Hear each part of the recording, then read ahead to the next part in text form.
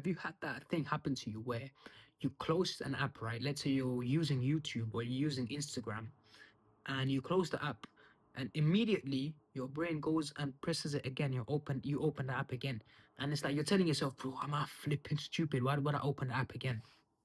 And honestly, the reason why that is because I wanted to talk about this in detail. So let's jump in. You know what I mean? The reason is because everything is socially engineered for to actually hold your attention. Everything that you see, whether that be everything on YouTube or everything on any other social media, it's socially engineered in order to hook your attention.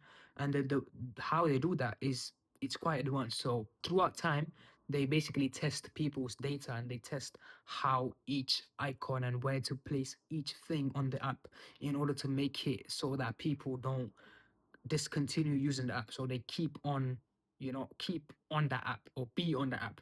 My English is a bit broken right now, but excuse it. So honestly, so the reason why you are so hooked is not because it's your fault. It's because everything is so socially engineered to put in certain belief systems in you that actually make you forget of what your beliefs actually are. If you don't have any values, if you don't have anything that holds you to a ground, whether that be through religion or whether that be through spirituality or whether that be through anything that you hold dear to you, if you don't have any values or morals like that, then what's going to happen is all these apps, they are engineered in order to promote certain values or morals to you.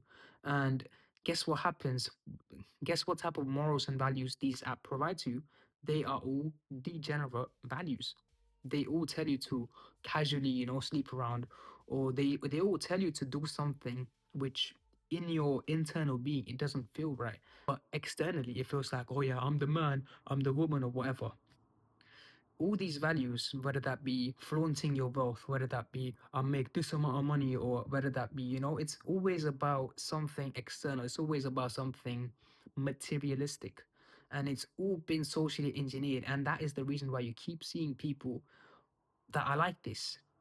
They are basically promoting all this stuff towards you, and they are constantly bombarding your head, and you can't really think straight. And when you have no morals, no boundaries, no values to hold up yourself to, they become your values. What you see on the internet, they become your values. And when they become your values, guess what happens? You look at all these people that have this unrealistic expectation that they have achieved, and you hold yourself accountable to that. So let's say there's a 14-year-old kid that says, I made 1 million in a month and by doing this. You're gonna be like, "Oh, I'm 21, I haven't made no money. You know what I mean? This kid's making more money than me." Your mind is gonna be like, how is that person making more than me? In some way that's a good thing, but you're kind of destroying yourself mentally by thinking that all the time. When you're constantly focusing on your insecurities, you don't really have the opportunity to place your attention on how to actually grow. When you are constantly thinking about what holds you back, you are, instead of putting the attention to where you want to grow, you constantly put that attention in where you are failing. So essentially, going back to the topic and from all the rant, when you are constantly bombarded by these platforms, I need you to remember who is in control of actually placing that information in front of you. It's the algorithm. But who made the algorithm is the people that are behind the app or behind the software. And these people, they want to condition you so much, and they want you to act in a way that they want you to act. So essentially, anything that you see on the internet is all algorithm. Anything that you see on the internet is basically all just algorithm. And what you see is everything that maybe is popular right now. And what shit, I have so much stuff on my mind to actually talk about right now that I keep forgetting what to actually say. So when you have something in front of you, and let's say it's a trend and everyone's doing it, your friends are doing it, it's all over some app, let's say TikTok, for example. There's a trend, everyone's doing it, or there's a show, everyone's watching it.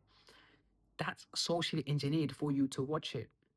And when something gets repeated so much, it gets normal. Now, there's been stuff that's been repeated in the media too much, even like on TikTok, on Instagram, on YouTube, whatever. It's been repeated. There's certain group of people, I'm not going to say who because I might get banned off YouTube, but they become normalized over time, and now you believe that that is normal. But do you know what I mean? It's not normal. But I'm not gonna say who it is, or I'm gonna get cancelled. Now, how do they actually put their message and put those values into you? So I remember hearing this quote one time from my brother Damien. He's a great guy, man. Shout out to him. So he was talking about how we get oppressed to the point where we become the instruments of our own oppression. So basically, when it's not even other people doing stuff to us, it's other people influencing us to do stuff to ourselves. It's about other people making phone addiction more common, that is hindering us, and we think that it's our fault. So essentially, it's it being able to realize that a lot of the stuff is been so secretly encrypted and like hidden throughout everything. It's about the frequencies in your music. It's about the random chemical that you see in your food. It's about the most little. It's this like hidden where most people think it's normal, right? Fluoride in toothpaste.